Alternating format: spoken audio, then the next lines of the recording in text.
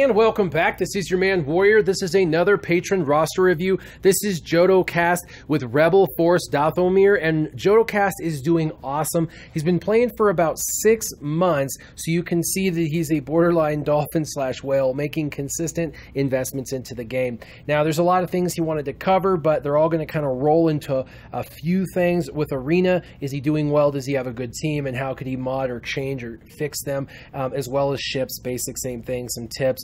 Also, territory battles. He wanted to know, should he go for the Resistance or the Rogue One team?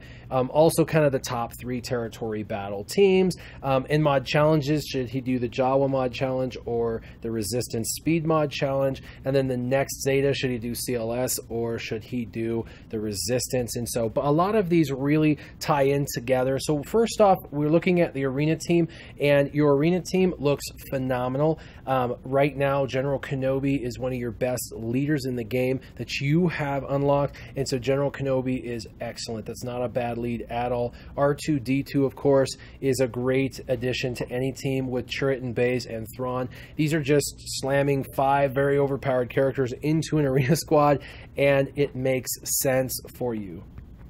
As far as this multiplexer on your General Kenobi, it's got some secondary speed and some defense and protection, and it's got overall defense of 9.5, but because it's at level 12.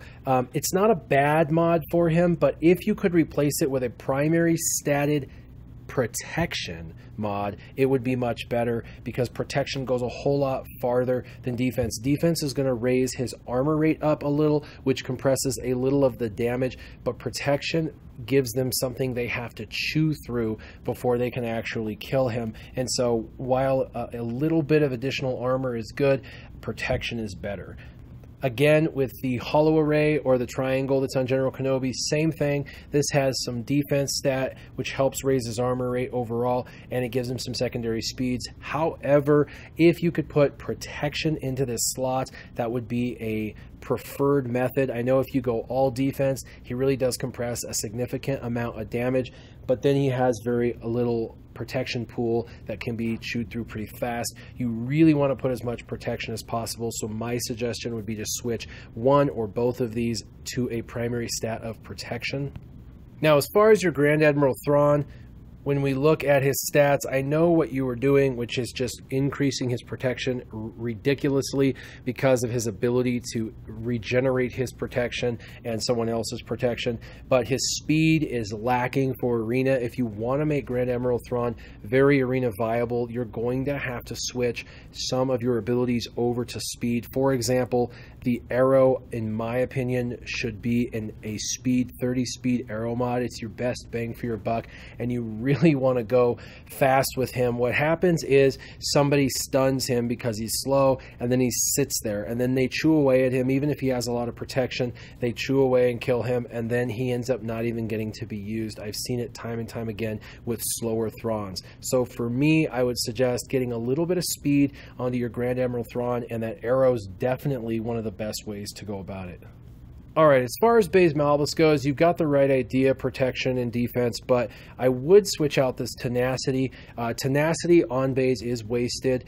You've got to overcome about 125 to 175% potency for tenacity to start working, and that's physically impossible except for on 2 characters, and so it's really a wasted stat as a primary stat. So switch this out for a protection primary stat. Also, for the arrow, you did give him defense. It's not a bad idea. It's a good idea because it increases his armor rate. However, you would be better suited here as well, having a protection arrow if possible. So Chirrut is your primary damage dealer, and so what you're going to want to use is critical chance and critical damage mods as best as possible. As far as his multiplexer, I would take tenacity off and I would put an offense cross on here. The additional offense makes a huge difference in how much damage he actually applies, and this tenacity is wasted on him. Also on this, it does have health and a significant amount of protection, 4% protection, but if you could invert those and get one that has way more protection and a little bit of extra health, that would be even better. The protection on the circle goes a long way on these characters.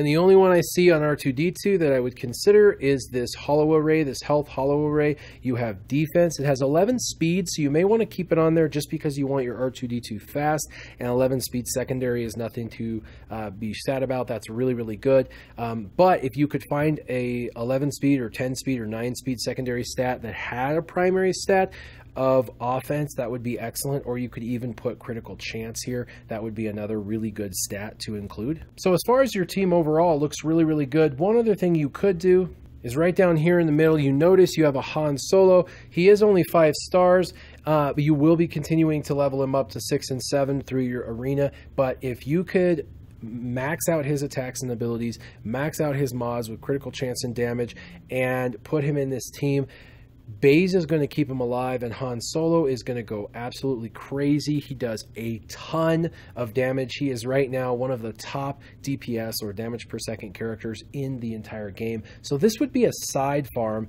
for someone I would suggest that you use. Also, him and Commander Luke Skywalker can solo the Rancor. They can also solo phase 1 of the heroic AAT. So this is a no joke kind of character you definitely should highly consider, since you have him, investing in your time and energy into his attacks and abilities and gearing him up as well. Now we'll switch over to ships. You're doing really, really well. You're using your Grand Moff Tarkin, so that's excellent. And you've got Biggs and Umbaran, so that's really, really good that you put that in there. The Imperial TIE Fighter, excellent Scimitar. And you didn't, last time I looked, didn't have the Umbaran in here, and so it looks like you have since slapped him in there, and so that's really, really good. You could always put Sunfac in if you needed an additional tank, but it doesn't look like it. Looks great with your Biggs and the Umbaran. And then in the backup, you could always have your Slave 1, Wedge, and Jedi Consular. Slave 1, Wedge, and Jedi Consular would work well, but I would put the Scimitar in for the Slave 1.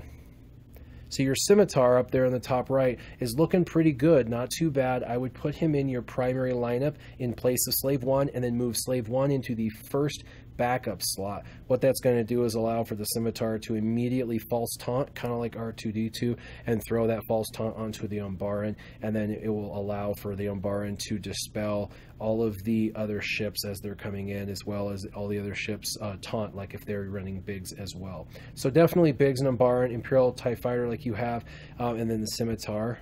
It also looks like you just got the TIE Advanced, which was a ship I was going to recommend you farm, but it looks like you just unlocked him because you've only got him at level 50. So my biggest suggestion is for this TIE Advanced, definitely make hit your #1 ship priority to level up and get the abilities leveled up on this ship, and continue to farm it. So the TIE Advanced is your #1, whereas over on the other side for regular arena it would be Han Solo. So there's 2 ideas. Now, as far as the mod challenge, territory battles, Huda Zeta, top 3 teams on territory battles, it all comes down to resistance. And I know you don't want to hear that because you're missing, 2 of the resistance you need. You need Finn and Poe, and you need resistance pilot and trooper. However, good news, all 4 are farmable. All 4 are just average when it comes to gearing, and these 4 should be your #1, 2, 3, and 4 top priorities for farming. Make Resistance Pilot, Trooper, Finn, and Poe your top 4. Get them leveled up, get them geared up, get them to 7 stars. They are going to help you in Phase 2 of the Heroic AAT. They're going to be, once you get them leveled up and maxed out, your #1 territory battle team to focus on. Now, you also wanted to know about Rogue One, and we'll go there in a second, but Resistance is going to help you get your mod challenges for speed. They're also going to help you with territory battles. And then you also asked which Zeta you should do next. And honestly, because it's going to take a lot of time to get your resistance where you want them, your first Zeta could go on Commander Luke Skywalker like you were hoping. And then the next one after that could go towards your resistance, because by then hopefully you'll have them far better than you do now. As much as you don't want to chew on a whole brand new section of characters, this is really the best team in the game to focus on for player versus environment. Now, as far as Rebels, you wanted to know top 3 teams. Resistance, #1. Second one is going to be an overall Rebels team, kind of like you can build with anyone, Biggs, Wedge, Chirrut, Baze, R2-D2, characters like that. Lando. There's a bunch of great rebels, but Rogue One is a phenomenal team. And so if you were looking to develop your Rogue One team, Cassian and K2SO definitely need to be on that list, and same with Jyn Erso. And I can see Jyn Erso, K2SO, and Cassian at the bottom 2 rows.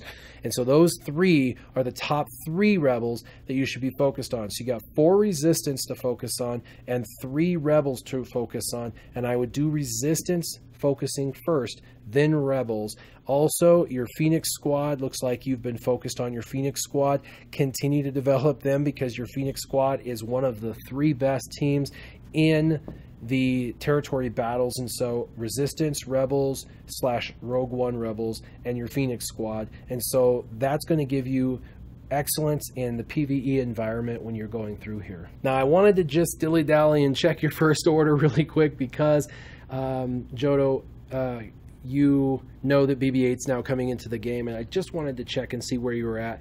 And because your resistance aren't even developed, you really don't need BB-8 for resistance, and you don't even have first order to even unlock him anyway. So my suggestion to you is just don't worry about BB-8. It's not that big a deal.